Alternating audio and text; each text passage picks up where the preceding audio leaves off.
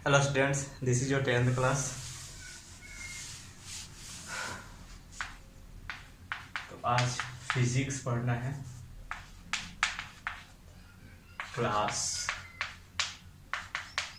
10th। ठीक है। Electric current discuss हो रहा है। इलेक्ट्रिक करंट में हमने फैक्टर्स तक बता दिया था, रेसिस्टिविटी वगैरह का डिस्कस हो गया था, एसआई यूनिट वगैरह सब कुछ हो गया था। अब हमें आज पढ़ना है ग्रुपिंग ऑफ रेजिस्टेंस। ठीक है, क्या पढ़ना है हमें? Grouping of resistances. ठीक है। ग्रुपिंग ऑफ रेजिस्टेंसेस क्या होता है? तो इसमें टू और मोर देन टू रेजिस्टेंसेस को हम एक साथ ग्रुप करते हैं। ठीक है, एक साथ उसको कनेक्ट करते हैं, तो उसको हम लोग बोलते हैं ग्रुपिंग ऑफ रेजिस्टेंसेस, या इसको हम लोग बोलते हैं कॉम्बिनेशन ऑफ रेजिस्टेंसेस भी बोलते हैं। कि व्हेन टू और more than two resistances are connecting to each other, then this is called grouping of resistance और कॉम्बिनेशन ऑफ रेजिस्टेंस। एंड इसमें हमेशा दो या दो से ज़्यादा रेजिस्टेंस को हमें ग्रुप करना होता है। ठीक है, ये काम हम दो तरीके से कर सकते हैं। ग्रुपिंग ऑफ रेजिस्टेंस दो तरीके से कर सकते हैं। पहला हम लोग सीरीज ग्रुपिंग कर सकते हैं, सीरीज ग्रुपिंग। ठीक है, और दूसरा पैरेलल ग्रुपिंग।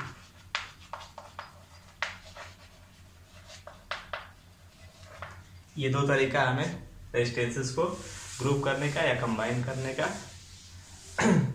तो उसमें सबसे पहले हम सीरीज ग्रुपिंग की चर्चा करेंगे। ठीक है, सीरीज ग्रुपिंग में क्या होता है? रेजिस्टेंसेस को हम ऐसे कनेक्ट करते हैं कि फर्स्ट रेजिस्टेंस का पॉजिटिव टर्मिनल बैटरी के पॉजिटिव टर्मिनल से कनेक्टेड होता है। ठीक है, और उसका नेगेटिव टर्मिनल दूसरे रेजिस्टेंस के पॉजिटिव से कनेक्टेड होता है, और दूसरे का नेगेटिव टर्मिनल तीसरे के पॉजिटिव से कनेक्टेड होता है। बात समझ में आई? क्या कहा मैंने?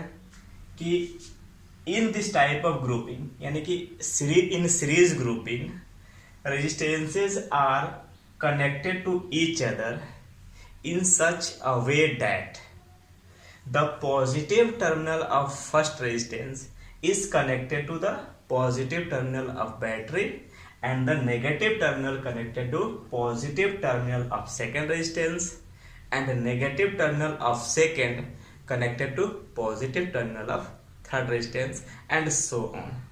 This combination is called series grouping, या this grouping is called series grouping. ठीक है, तो लिखेंगे in this grouping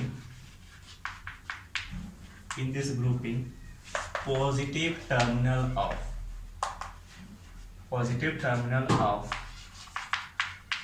first resistance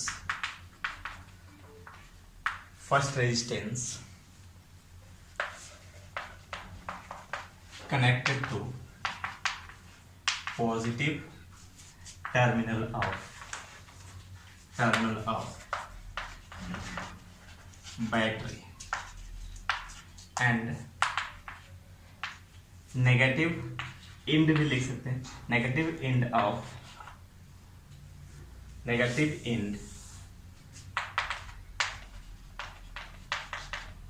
is connected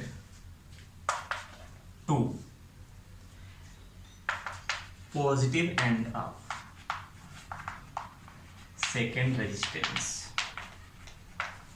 resistance and so on. ठीक है,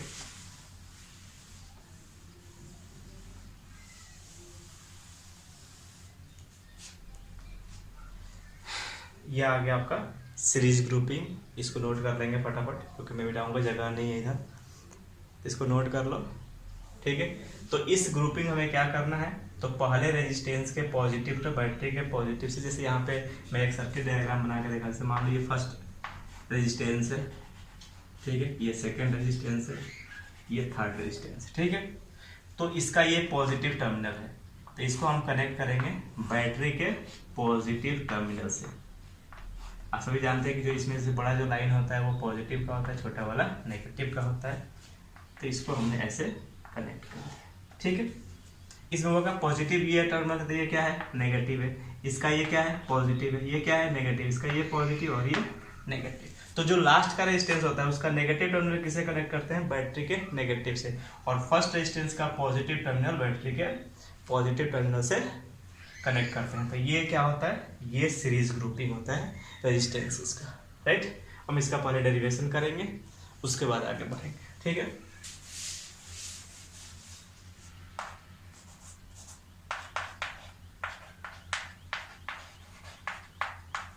derivation for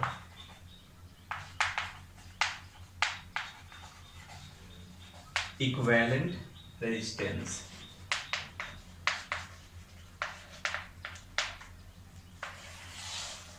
derivation of equivalent resistance, ठीक है। तो सबसे पहले मैं एक सर्किट प्रिपेयर करता हूं, ध्यान से देखिए।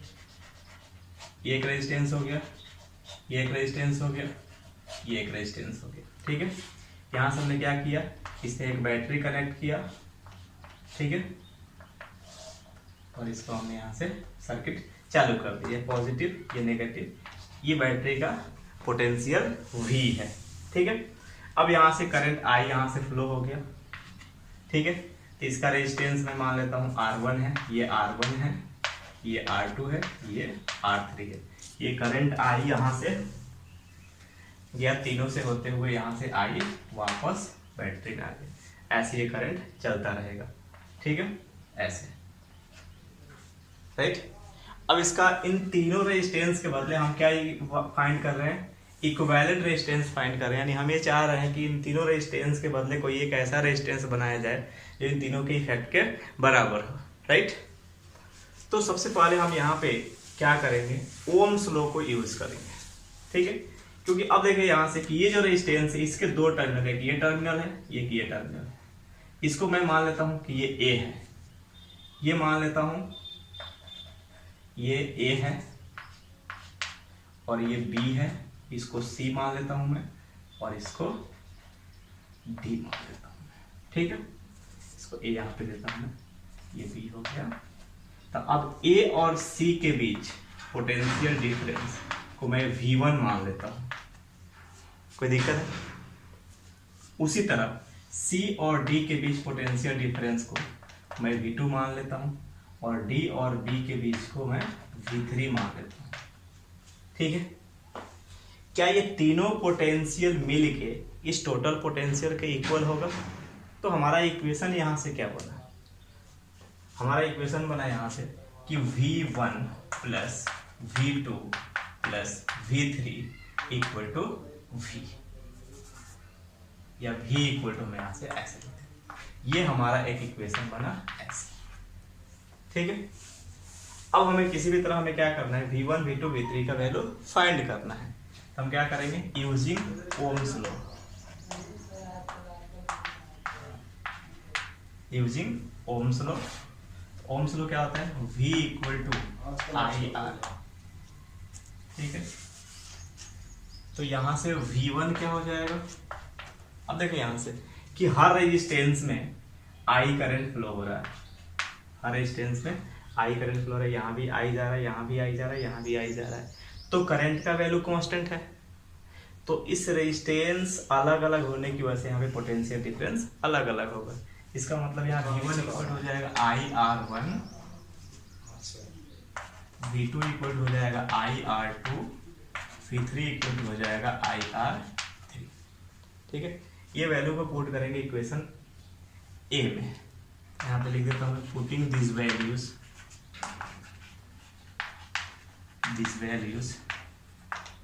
इन ए।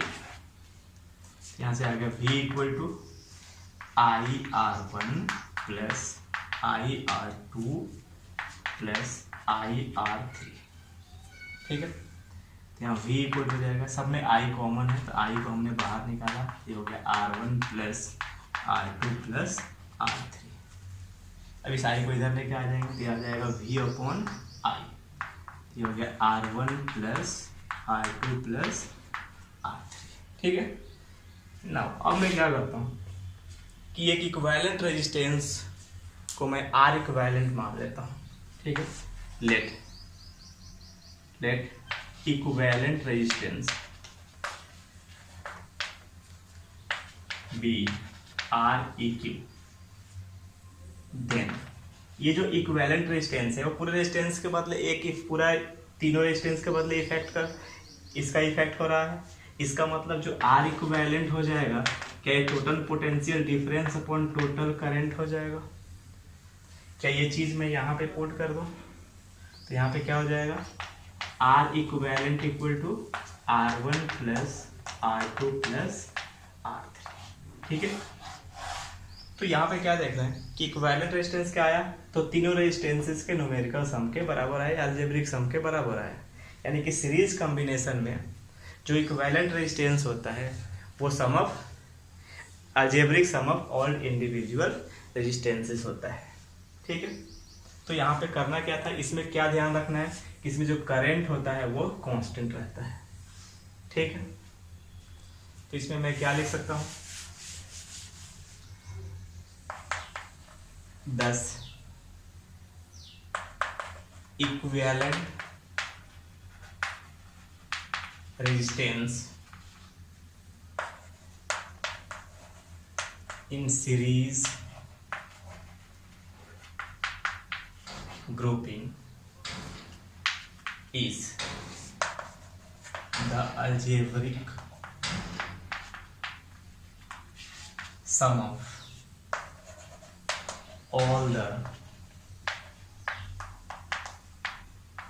individual resistances। ठीक है, यानी कि सीरीज कॉम्बिनेशन में क्या होगा तो जो इक्विवेलेंट रेजिस्टेंस होगा वो इंडिविजुअल रेजिस्टेंसेस का अलजेब्रिक सम होगा। ये सर्किट याद रखना है।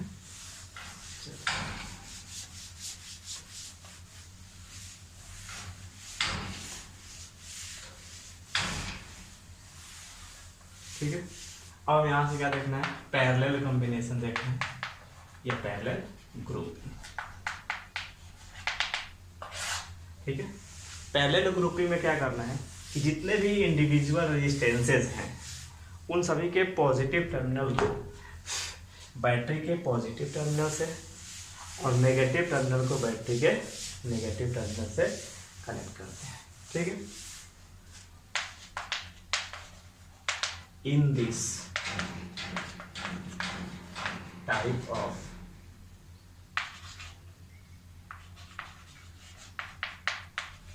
grouping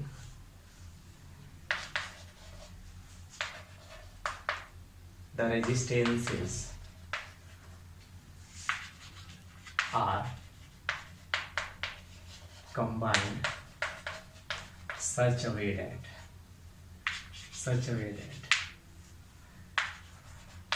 all positive terminals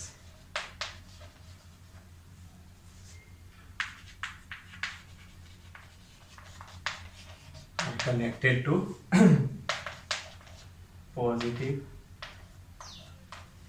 terminal of battery and negative terminals to negative terminal of battery। ठीक है, सारे रेजिस्टेंस के नेगेटिव टर्मिनल को नेगेटिव टर्मिनल ऑफ बैटरी से, पॉजिटिव टर्मिनल को पॉजिटिव टर्मिनल ऑफ बैटरी से कनेक्ट कर देते हैं। ठीक है, पैरेलल कॉम्बिनेशन राइट। तो यहाँ पे हमने ऐसे कनेक्ट किया, ये रेजिस्टेंस इसको मान लेता हूँ मैं R1 है, ये R2 है, ये R3 है। ठीक है, इस एंड को मैं A मान लेता हूँ, इस एंड को मैं B मान लेता हूँ। ठीक है, और इसको मैंने कनेक्ट कर दिया एक बैटरी के साथ। ठीक है, इस बैटरी के साथ हमने इसको क्या कर दिया कनेक्ट कर दिया।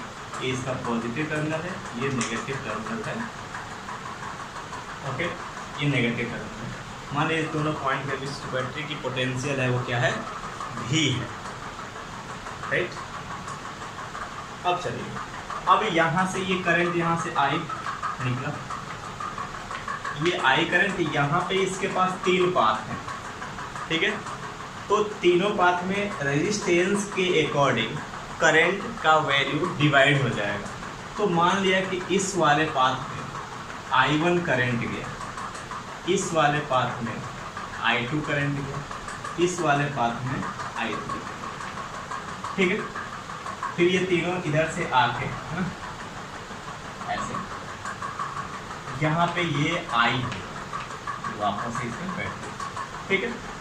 लेकिन ये जो तीनों रेजिस्टेंसेस हैं वो A और B टर्मिनल के बीच ही कनेक्टेड है, और ये A और B टर्मिनल बैटरीज के पॉजिटिव और नेगेटिव टर्मिनल से कनेक्टेड है।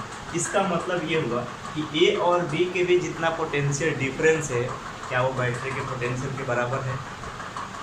तो हम यहाँ क्या कहेंगे कि इन सब के सारे रेजिस्टेंसेस के बीच जो पोटेंशियल डिफरेंस है वो V के बराबर है।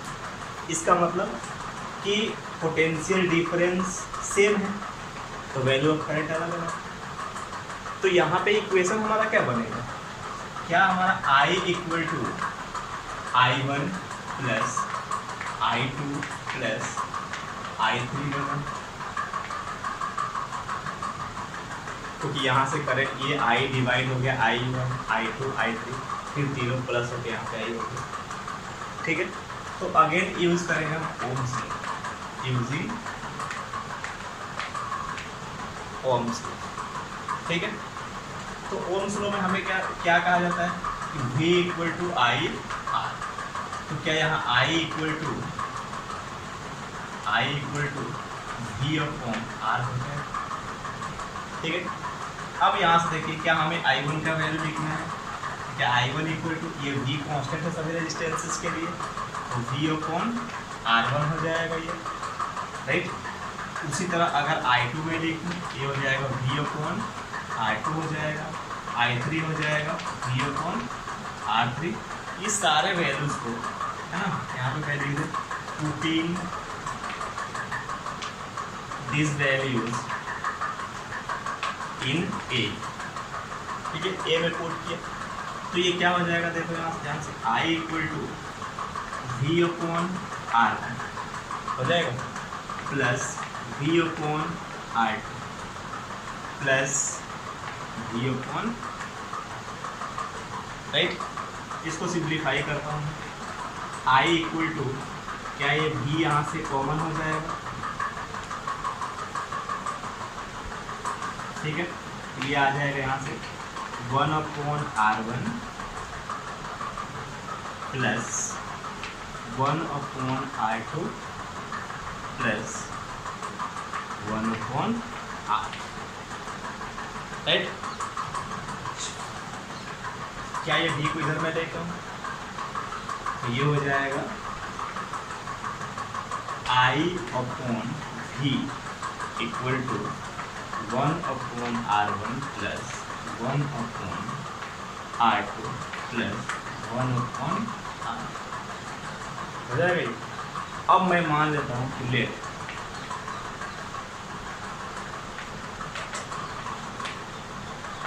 Equivalent resistance of the circuit be R parallel है, तो इसको T मान लेते हैं, ठीक है। तो क्या यहाँ से R P equal to V upon I होगा, तो क्या यहाँ से 1 upon R P, 1 upon R P equal to, क्या मैं लिखूँ I अपॉन V लिख सकता है, क्योंकि हमें यहाँ पे V अपॉन I का वैल्यू नहीं रखना है। यहाँ देखिए I अपॉन V का वैल्यू रखना है, तो I अपॉन V कब आएगा? जब इसका रेसिप्रोकल लेंगे, और रेसिप्रोकल लेंगे तो क्या इसका भी रेसिप्रोकल लेंगे? इसका रेसिप्रोकल हो गया 1 अपॉन RP, और इसका हो गया V अपॉन I का हो गया I अपॉन V। अब इस I अपॉन V का वैल्यू 1 अपॉन RP हम यहाँ आसानी से पुट कर सकते हैं, ठीक है। यहाँ से मैं मिला दूँ, तो अब यहाँ से क्या हो जाएगा? ध्यान से देखो कि 1 upon RP equal to 1 upon R1 plus 1 upon R2 plus 1 upon R, ठीक है। ये हो गया आपका इक्विवेलेंट रेजिस्टेंस, ठीक है। इसमें क्या देखा कि जो इक्विवेलेंट रेजिस्टेंस होता है वो इंडिविजुअल रेजिस्टेंसेस के रेसिप्रोकल्स के अलजेब्रिक सम के बराबर। ठीक है, इसमें क्या लिखूं मैं,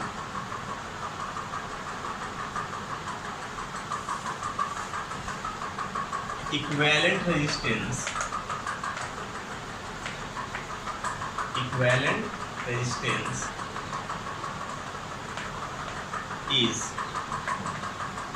is equal to sum of equal to algebraic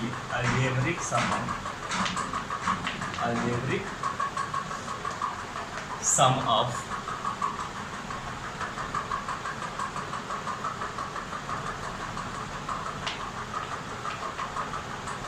reciprocal of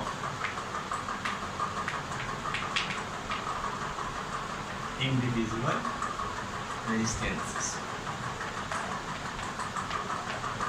ठीक है, अब एक सवाल उठता है कि किसमें रेजिस्टेंस का वैल्यू बढ़ रहा है। ये आपके पास हो गया पैरेलल कॉम्बिनेशन का, सीरीज में हमने ऐसा कुछ लिखा था R1 plus R2 plus R3। जाहिर सी बात है कि जिसमें हम डायरेक्ट ऐसे प्लस करते हैं उसका वैल्यू ज़्यादा हो जाएगा, ये कम हो जाएगा। इसका मतलब कि पैरेलल कॉम्बिनेशन में जो रेजिस्टेंस होता है उसका इक्विवेलेंट रेजिस्टेंस कम आता है और सीरीज में ज़्यादा आता है। एक तो पहला आंसर हमें मिल गया, एक क्वेश्चन का आंसर मिल गया कि किसमें रेजिस्टेंस का इक्विवेलेंट रेजिस्टेंस का वैल्यू मैक्सिमम होता है, तो हम क्या कहेंगे, इन सीरीज कॉम्बिनेशन, राइट। और मिनिमम के लिए हम पैरेलल कॉम्बिनेशन चूज करेंगे। ठीक है, यहाँ पे ज़्यादातर पूछा जाता है फॉर टू रेजिस्टेंसेस, ठीक है, R1 एंड R2 के लिए ज़्यादा पूछा जाता है। ठीक है, तो R1 और R2 के लिए R इक्विवेलेंट क्या हो जाएगा, ये हो जाएगा 1/R1 प्लस 1/R2 हो जाएगा। तो इसको हम जब 1/R इक्विवेलेंट इक्वल टू, यहाँ से 1/R इक्विवेलेंट इक्वल टू हो जाएगा, ये एलसीएम हो गया R1 R2, R1 से डिवाइड करें R2 है यानी R2 प्लस R1। तो यहाँ से मैं क्या लूँगा, जब R इक्विवेलेंट में लिखूँगा यहाँ से, तो मैंने क्या किया, रेसिप्रोकल ले लिया, इसका भी रेसिप्रोकल ले लेंगे, ये हो जाएगा R1 R2 upon R1 plus R2। यानी कि जब दो रेजिस्टेंस का इक्विवेलेंट रेजिस्टेंस लेना है इन पैरेलल कॉम्बिनेशन में, तो दोनों के प्रोडक्ट को डिवाइड करना है दोनों के सम्स। ओके, तो ये कैसा लगा, जो नहीं समझ में आया उसको ज़रूर बताना है कि कहाँ नहीं समझ में आया, और इसको सब्सक्राइब करना है ज़्यादा से ज़्यादा, है ना।